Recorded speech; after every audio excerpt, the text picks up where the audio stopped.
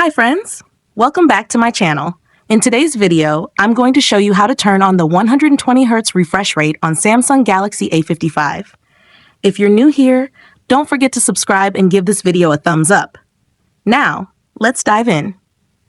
Step 1. First, unlock your phone and open the Settings application. This is where you can find various customization options for your device, including display settings, security settings, and accessibility features. Step 2. Now, locate the search icon in the top right corner and tap on it. The search feature makes it much easier to find specific options without having to scroll through multiple menus manually. Step 3. In the search bar, type Motion Smoothness and wait for the results to appear. You'll see options related to display settings, such as refresh rate, notification effects, and more. Step 4. After performing the search, find Motion Smoothness and tap on it. Then, tap it again to access the settings. Step 5. For the last and most important step, to turn on the 120Hz refresh rate, choose Adaptive Mode and tap Apply to enable the 120Hz refresh rate.